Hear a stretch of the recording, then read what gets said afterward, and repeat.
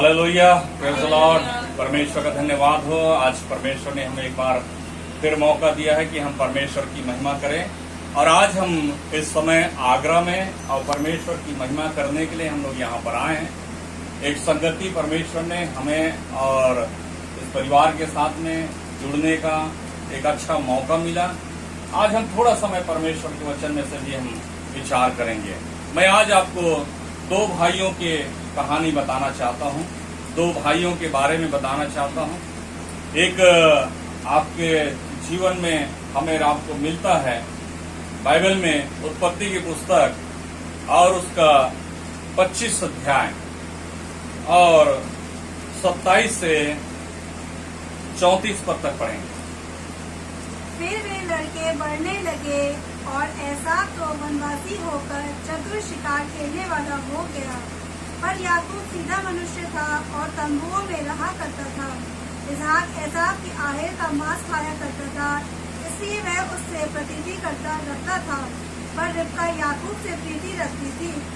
एक दिन याकूब भोजन के लिए कुछ दाल पका रहा था और एसाव जंगल से थका हुआ आया।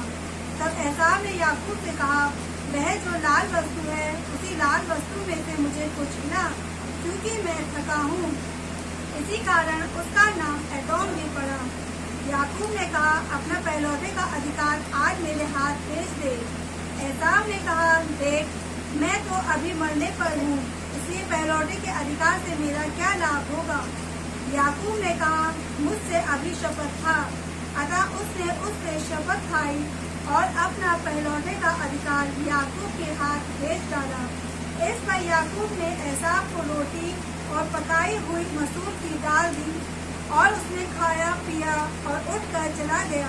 यूं एसाव ने अपना पहलौठे का अधिकार तुच्छ जाना। और एक जगह हम लोग पढ़ेंगे, ये जो है रूपांतर है, इसलिए हमने दो भाइयों का जिक्र हमने किया है। और दो भाई आपको लूका रचित सुसमाचार और उसका 15 अध्याय और उसका 11 का 19 तक। फिर उसने कहा, किसी मनुष्य के दो पुत्र थे। उनमें से छोटे ने पिता से कहा, हे पिता, संपत्ति में से जो भाग मेरा हो वह मुझे दे दीजिए। उसने उनको अपनी संपत्ति बांट दी। बहुत दिन न बीते थे कि छोटा पुत्र सब कुछ इकट्ठा करके दूर देश को चला गया और वहाँ कुकर्म में अपनी संपत्ति उड़ा दी। जब वह कुछ खर्च कर चुका तो उस देश में बड़ा अकाल पड़ा और वह कंगाल हो गया। इसलिए वह उस देश के निवासियों में से एक के यहाँ जा पड़ा। उसने उसे अपने खेतों में सूअर चराने के लिए भेजा और वह चाहता था कि उन फलियों से जिन्हें सूअर खाते थे अपना पेट भरे, और उसे कोई कुछ नहीं देता था। जब वह अपने आपे में आया तब कहने लगा, मेरे पिता के कितने ही मजदूरों को भोजन से अधिक रोटी मिलती है और मैं यहाँ भूखा मर रहा हूँ। मैं अब उठकर अपने पिता के पास जाऊँगा और उससे कहूँगा कि पिताजी, मैंने स्वर्ग के विरोध में और तेरी दृष्टि में पाप किया है। अब इस योग्य नहीं रहा कि तेरा पुत्र कहलाऊं। मुझे अपने एक मजदूर के समान रख ले। Thank you. परमेश्वर का धन्यवाद हो। परमेश्वर इस वचन पर आशीष दे। यहाँ पर मैंने आपको दो विषय इसलिए पढ़ाया है ताकि आप इस बात को जाने कि परमेश्वर के वचन हमें आपको क्या कहता है। हमने एसाव और याकूब के बारे में हमने देखा। एसाव जो है अपना पहलौठा भाग को खोने के लिए वो क्या करता है, अपना पहलौठा भाग को कैसे खो देता है। बचपन में जो है, क्योंकि ये जुड़वा भाई थे, इस कारण से याकूब अपने जीवन में उस समय एक ऐसा दौर था कि बड़ा बनने का, तो बड़ा जो होता है उसको सब कुछ अधिकार होता है, उसे सब कुछ मिला जाता है, उसके नाम में लिखा जाता है। और आज भी इस दुनिया के अंदर में हम देखें तो बड़ा भाई छोटा भाई है, तो बड़े भाई को जो है संपत्ति का बड़ा हिस्सा मिलता है, छोटे भाई को संपत्ति का छोटा हिस्सा मिलता है। वैसा ही यहाँ पर भी ऐसा ही था। वो चाहता था कि मैं अपने बड़ा बन जाऊं और सारा अधिकार मेरे हाथ में हो। तो उसने ऐसा समय आया, एसाव जो है जंगल में क्या करने गया था, शिकार करने गया था और शिकार करके जब वो लौटा तो याकूब जो है दाल पका रहा था, दाल पका रहा था लाल कलर का, और वो चाहता था कि भूखा प्यासा जब कहीं बाहर से थक कर आएंगे तो वो चाहता है कि मैं थोड़ा सा खा लूं।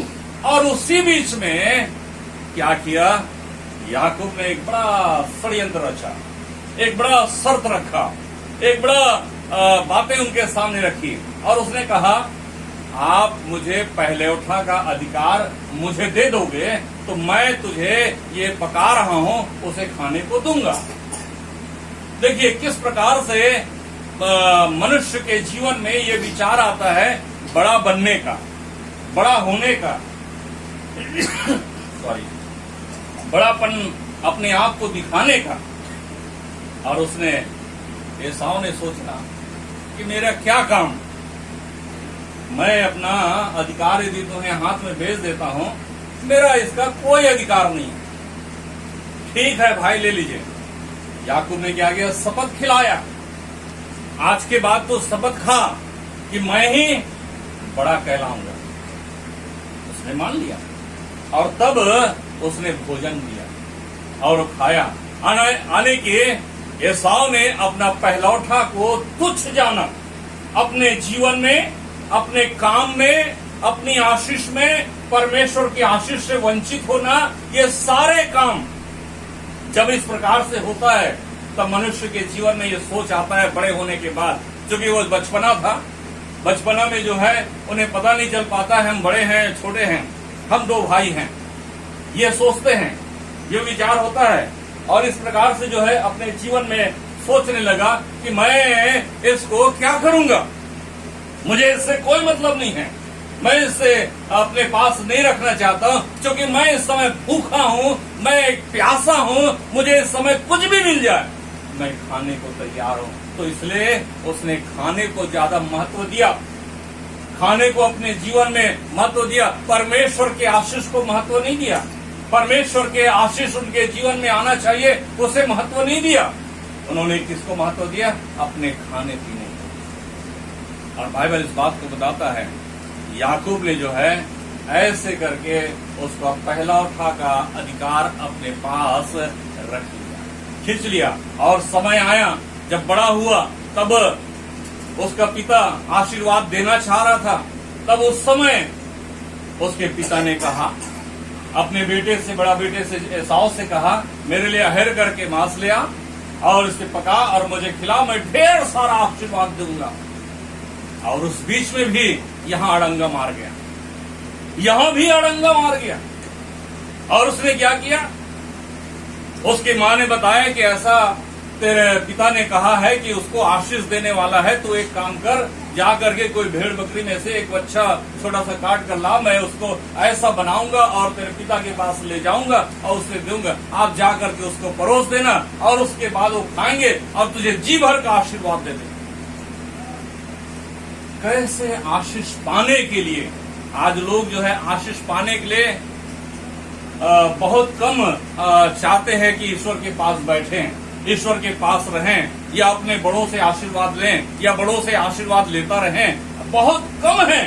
यहाँ जो है आशीष पाने के लिए दोनों भाई लग गए, दोनों भाई लड़ रहे हैं, दोनों भाई उसके पाने के लिए अपने जीवन में आशीष पाने के लिए किसका, एक बुजुर्ग पिता से।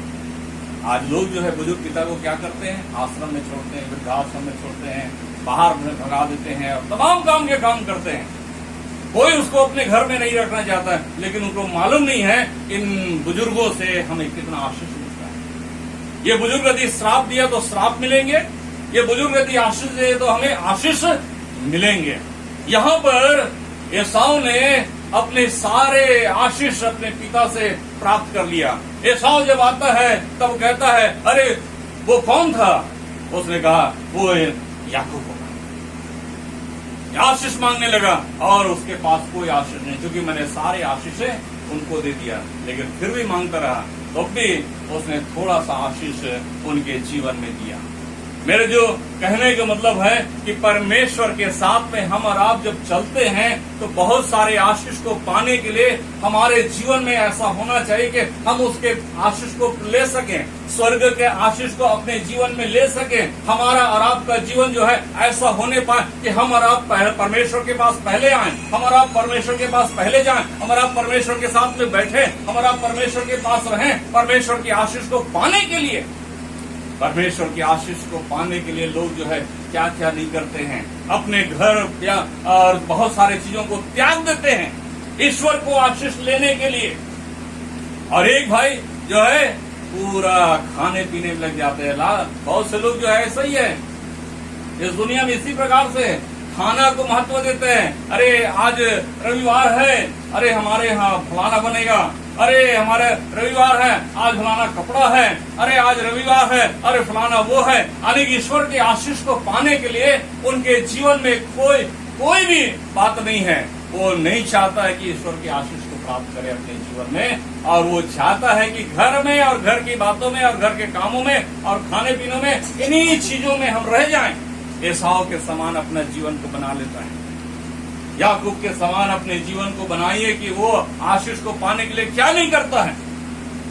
मेरे जो परमेश्वर हमारे और आपके जीवन में इस प्रकार की आशीष देता है। मैंने आपको एक और व्यक्ति के बारे में पढ़ा है लूका में, और यहाँ पर हम दो भाइयों के जीवन भी हम देखते हैं। यहाँ पर भी यदि हमने आधा भी पढ़ा है, आधा भी पढ़ेंगे तो उसका बड़े भाई की कहानी के बारे में भी मिलता है।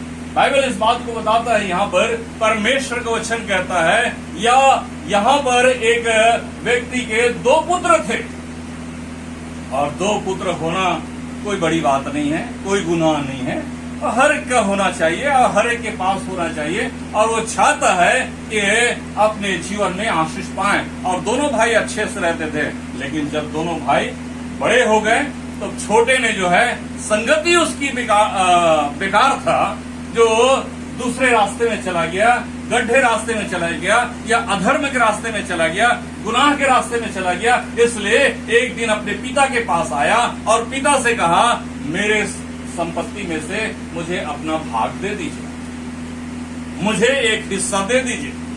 यहाँ पर भी बड़ा और छोटा की बात है, लेकिन यहाँ बड़ा परमेश्वर के संगति में रहा, यानी कि बड़ा पिता के साथ में रहा, पिता के साथ रहता था।